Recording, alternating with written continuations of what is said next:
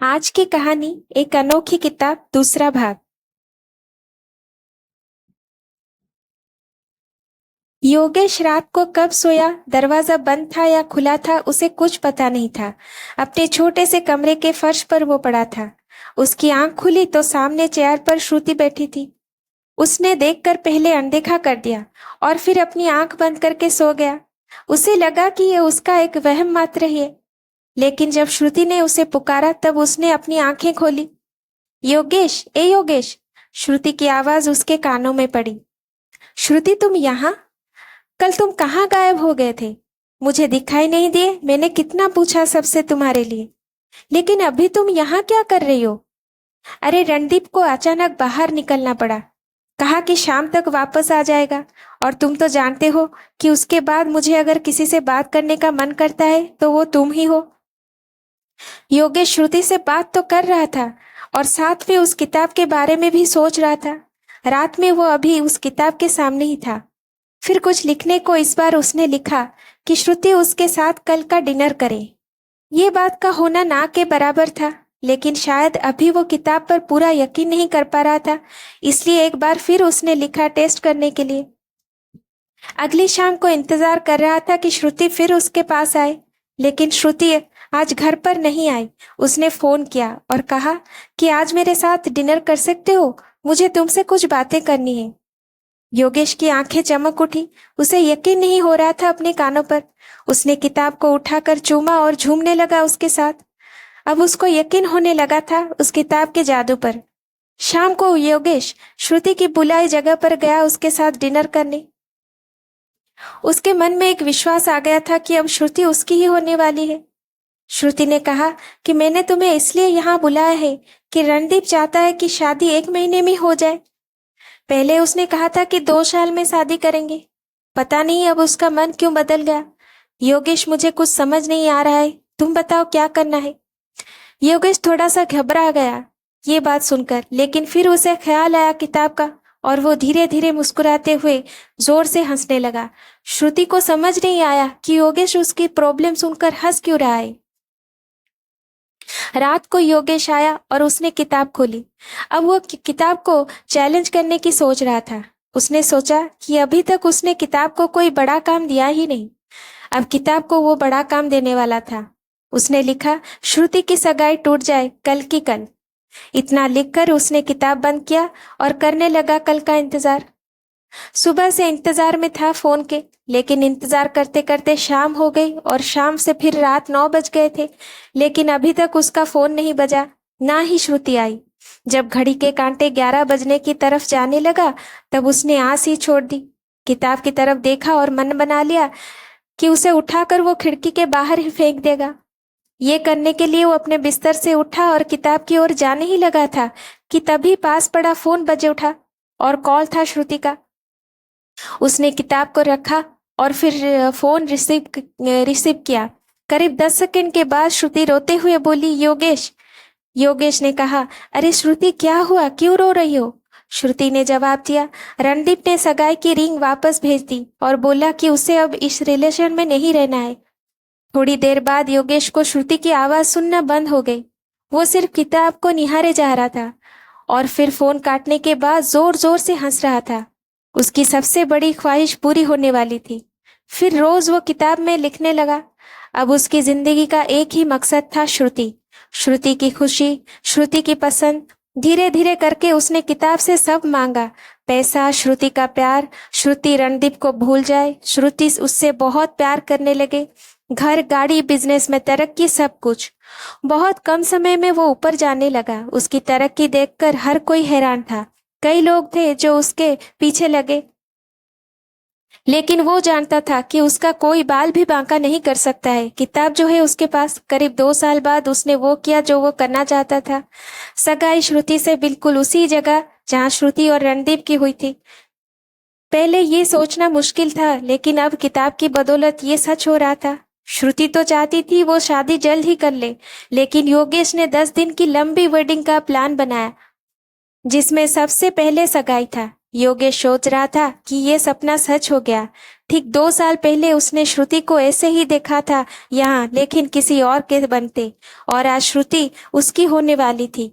धूमधाम से सगाई हुई, बहुत गेस्ट आए, पूरा हॉल भरा था उनको बधाई देने में। मीडिया, न्यूज, सभी लोग थे उस सगाई को कवर करने के लिए। और बस यही था वो वक्त जब योगेश चूक गया। अचानक भीड़ में खड़े हुए उसको याद आई किताब की। 24 घंटे के ऊपर हो गए थे। वो एकदम से घबरा गया। सब कुछ छोड़कर वो अपने कमरे की तरफ भागा। फटाफट जाकर उसने अपना बैग निकाला और किताब को खोला, और उसने लिखना चाहा, लेकिन वो कुछ भी नहीं लिख पाया। अब किताब ने लिखा, आपने मेरा अपमान किया है, अब आपको वो करना होगा जो मैं लिखूंगी। मालिक तू नहीं, अब मैं हूँ।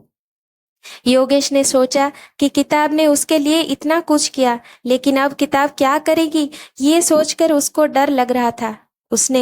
किताब ने उसके लिए पहला काम लिखा कि श्रुति को एक तमाचा मारना है। ये पढ़कर उसको समझ आ गया था कि आगे और क्या क्या होने वाला है। उसने उस किताब को बंद कर दिया और बैग में डाल के अलमारी के अंदर बंद कर दिया, और सोचा कि अब वो इस किताब को कभी भी नहीं खोलेगा। उसने श्रुति को मारने का सोचा भी नहीं था। लेकिन अगले दिन श्रुति सुबह से घर पर नहीं थी। उसका फोन भी नहीं लग रहा था। उसके मन में तरह तरह के ख्याल आने लगे। शाम होकर रात हो गई, लेकिन श्रुति का कोई अता पता नहीं था। उसे पता था कि ये सब कौन कर रहा है। उसने बैग से किताब निकाली और जोर से कहा, क्या चाहते हो तुम? किताब खोली तो किताब ने नया लिखना शुरू कर दिया। मैंने हर वो काम किया था जो तुमने मुझे कहा था, वो भी सिर्फ 24 घंटे में। तुम्हें भी वो करना होगा जो मैं कहूंगी, और अगर तुमने मुझसे पीछा छुड़ाने की कोशिश की तो याद रखना, अंजाम बुरा नहीं, बहुत बुरा होगा। उसके किताब खोलते ही श्रुति घर आ गई। उसको आते ही देखकर योगेश ने उसे जोरदार एक तमाचा मार दिया। बोला, कहाँ थी? मैं कब से तुम्हारा फोन ट्राई कर रहा हूँ। श्रुति को उसका ये रूप समझ नहीं आया। वो रोते हुए अपने कमरे में भाग गई। योगेश ने सोचा कि कल उसे कुछ बोलकर मना लूंगा, लेकिन उससे पता नहीं था कि किताब अब ऐसा भी कुछ लिखने वाली है।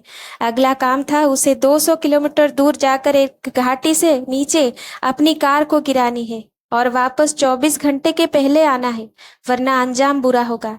योगेश गाड़ी लेकर गया। बारिश की वजह से गाड़ी खराब हो गई, लेकिन उसने जैसे तैसे करके किताब का काम पूरा किया।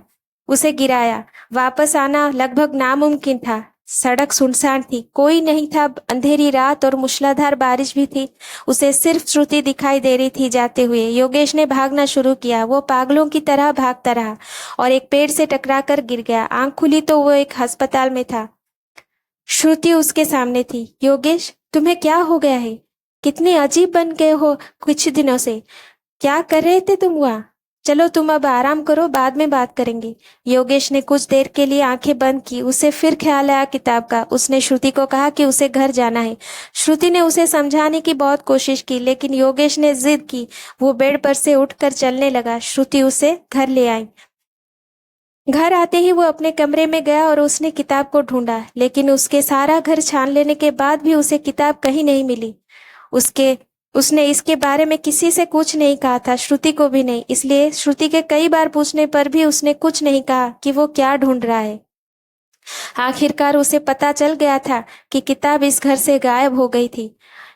उसे अब सब कुछ समझ नहीं आ रहा था कि अब क्या होगा। वो घबराते हुए सो गया। अगली सुबह जब उसकी आंख खुली तो उसके सामने थी श्रुति और उसके साथ था रणदीप। योगेश उन दोनों को देखकर जैसे हक्का बक्का रह गया। जैसे ही वो उठा, श्रुति ने उसे जोरदार का एक तमाचा मारा। कहा, तुम इतने बड़े धोखेबाज हो, मैंने नहीं सोचा था। तुमने रणदीप को फोन किया कि मैं तुम्हारी गर्लफ्रेंड हूँ, मैं तुमसे प्यार करती थी। रणदीप के पीछे मैं सिर्फ पैसों के लिए थी। मैं सोच भी नहीं सकती कि तुम इतने गिरे हुए इंसान हो, मुझे पाने के लिए इतने बड़े बड़े झूठ बोलोगे। मैं अब तुम्हारी शक्ल भी नहीं देखना चाहती। दोबारा अगर दिखाई दिए तो फिर किसी को भी नहीं दिखाई दोगे। ये कहते हुए रणदीप ने जाते जाते एक जोरदार तमाचा और टिका दिया। योगेश एक बार फिर से हंसा। अब उसकी हंसी पहले वाली हंसी की बिल्कुल उल्टी थी। अब यह हंसी उसकी बर्बादी को देखकर थी। योगेश ने जितना जल्दी नाम बनाया था, उससे कहीं जल्दी उसका नाम मिट रहा था। ना सिर्फ श्रुति बल्कि उसके सारे रुपए, पैसे, शोहरत मिट्टी में मिल गई। झूठ धोखाधड़ी के केस पर 36 मामले दर्ज हुए, जिसकी सजा बहुत लंबी होने वाली थी। हवालात में बैठा बैठा योगेश यही सोच रहा था कि किताब आखिर कहाँ गई और उसने योगेश को जिंदा क्यों छोड़ दिया। श्रुति आज अपने कमरे में बैठी थी, कुछ सोच रही थी। उसके हाथ में पेन था और उसने लिखना शुरू किया। सामने वही सतरंगी चमकती रहस्यमयी अनोखी किताब थी। Thank you for watching. Please like, share and subscribe my channel.